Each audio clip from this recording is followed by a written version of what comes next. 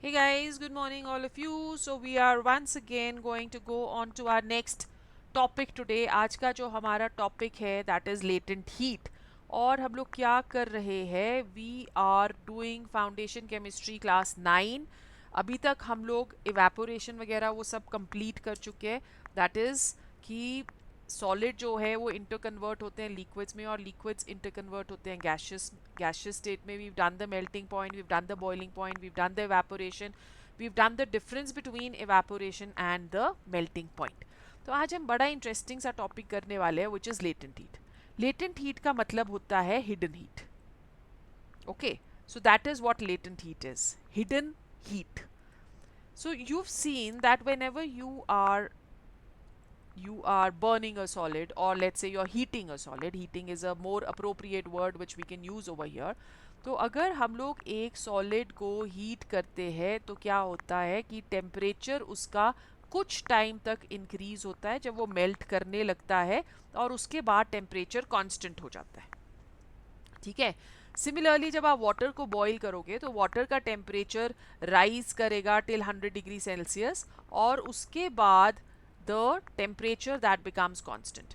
तो सॉलिड का अगर आइस ले रहे तो 0 डिग्री सेल्सियस तक वो इंक्रीज करेगा टेम्परेचर, उसके बाद कांस्टेंट हो जाएगा. बट हम लोग कंटिन्यूसली हीट जो है वो सप्लाई कर रहे हैं. तो ये जो हीट हम सप्लाई कर रहे हैं बच्चों, ये जा कहाँ रही है? Where is it going? This heat जो कि एक्स्ट्रा हीट हम प्रोवाइड करते हैं, that heat is required to break the bonds between the solids. In a similar manner, break the bonds between liquids. Okay, so it is considered that जो heat energy है वो hide हो जाती है और it gets hidden into substances जो कि process में involved रहते हैं, and that is known as latent heat. So we've taken an example over here. हम solid को heat करते हैं, टेम्परेचर राइज करेगा टिल 0 डिग्री सेल्सियस. उसके बाद टेम्परेचर 0 डिग्री सेल्सियस हो जाता है जब तक पूरी की पूरी जो आइस है वो मेल्ट नहीं हो जाती. ओके, सो इंटायर हीट जो है that is absorbed during the process, और वही हीट इज रिक्वायर्ड और it is utilized to bring about this change. So what can you see? Heat supplied and temperature यहाँ से इंक्रीज हो रहा है यहाँ तक. उसके बाद जब प्रोसेस कंप्लीट जब तक नहीं होता तब तक ये हो गया constant, right? So that is this is known as latent heat of fusion. फिर हमने फिर से हीट करना शुरू किया तो you can see that the temperature is rising. It will rise up till 100 degree Celsius and then again it will become constant, and this is known as latent heat of vaporization. Okay, and then again it will rise to form the gas. So either if you're looking at the molecules they are very closely packed. अब इन molecules को एक दूसरे से दूर करना है, उसके लिए एनर्जी की ज़रूरत पड़ेगी. तो वो जो एनर्जी हम लोग यहाँ से सप्लाई कर रहे हैं वो सारी एनर्जी ये एब्जॉर्ब कर लेगा. 0 डिग्री तक राइज हो गया, फिर उसके बाद जब तक ये सारे बॉन्ड्स टूट नहीं जाते तब तक वो एनर्जी जो है उन बॉन्ड्स को ब्रेक करने में यूज होगी. तब तक ये हो गया कांस्टेंट. फिर उसके बाद जब सारे के सारे सॉलिड्स के बॉन्ड्स ब्रेक हो जाते हैं तो वो कन्वर्ट हो गया लिक्विड में, और अगर हम हीट कर रहे हैं it will again start, the temperature will again start rising. अब तब तक ये राइज करते रहेंगे जब तक हम इन मॉलिक्यूल्स को एक दूसरे से दूर नहीं कर देते. So this is known as latent heat of vaporization. Latent heat of fusion when solid is changing into the liquid, and latent heat of vaporization when the liquid that is changing into the gas. अगर हम लोग 1 kg solid या 1 kg ice use कर रहे हैं, so we are talking over here that we are taking 1 kg of ice. ये भी याद रखो कि हर एक सॉलिड की लेटेंट हीट ऑफ वेपराइजेशन अलग होती है, sorry latent heat of fusion अलग होती है. It will depend upon the forces of attraction between the molecules. और उसी तरह से हर एक लिक्विड की लेटेंट हीट ऑफ वेपराइजेशन भी अलग होती है. तो अगर हम लोग 1 kg आइस ले रहे हैं तो इसकी latent heat of fusion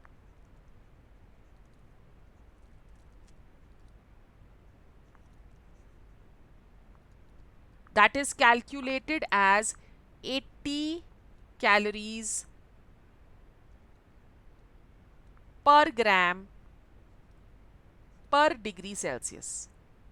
okay उसी तरह से latent heat of vaporization for water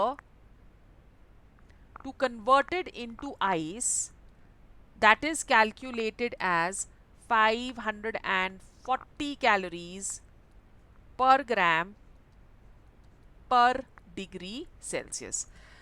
Now there are lots and lots of applications of latent heat of fusion, latent heat of vaporization. So बहुत ही सारे applications हैं और उस पे जैसे फॉर एग्जांपल जब हम लोग स्वेट करते हैं तो sweating that is cooling your body.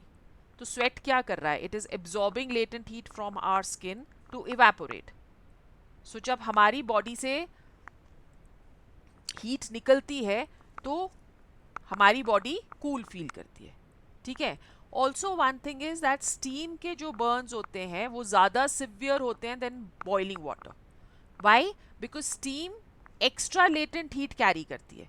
तो वो एब्जॉर्ब करने की बजाय हीट हमारी बॉडी से वो हीट को रिलीज करती है जब वो हमारी बॉडी के साथ टच करती है. So when we looking at the applications we have various, we can say we have millions of applications of latent heat. Cooling sensation produced when alcohol is poured on the palm. तो जब alcohol pour करेंगे palm के ऊपर तो alcohol latent heat या heat absorb करेगा body से. Alcohol is going to absorb heat from the body. So that is why हमको cooling sensation होती है. Cotton clothes जो हैं they produce cooling effect. So why does this happen? We are saying that cotton clothes produce cooling effect because it is not able to trap the heat inside our body. Right? It is going to absorb the sweat. So cotton जो है बहुत ही absorbent material है, breathable material है. Okay, so it soaks up sweat from the body and it will allow it to evaporate quickly. जब sweat evaporate करेगा तो वो body से heat को absorb करेगा and it will make you feel cooler. Okay, so we generally say that cotton fabric जो है उसमें बहुत छोटे छोटे से pores होते हैं जो allow करते हैं air to circulate. Right. So this will help in cooling the body और क्योंकि वो इवेपोरेशन को क्या कर रहा है? वेंटिलेट कर रहा है. ठीक है. Now you must have seen कि there is formation of water droplets on the outer surface of glass. Why does this happen? Ice क्या हो रही है? मेल्ट. ठीक है. जब हम ग्लास को फिल करते हैं किसी भी एक कोल्ड ड्रिंक के साथ और उसको हम लोग रूम टेम्परेचर पे रख रहे हैं जो कि गर्म है, then the cold drink which is in our glass, तो जो सरफेस ग्लास का होता है वो बहुत ज़्यादा कोल्ड है देन द सराउंडिंग एयर. तो जब वार्म एयर उसके साथ आती है, उसके कांटेक्ट में आती है with the cold surface of the glass, तो वो कूल डाउन हो जाएगी. और जो water vapour in the air है वो हीट लूज करता है और कंडेंस करता है इनटू टाइनी ड्रॉपलेट्स. राइट. सो ये सारे आपके रीजनिंग क्वेश्चंस जो हैं वो आ सकते हैं. So you should know all of this.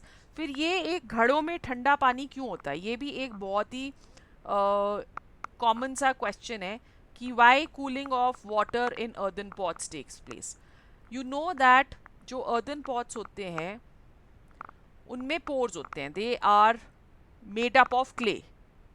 सो उनमें क्या है? It is going to have pores. अब पोर्स क्या करेंगे? जो सरफेस वाटर है उसको इवेपोरेट करेंगे. ठीक है.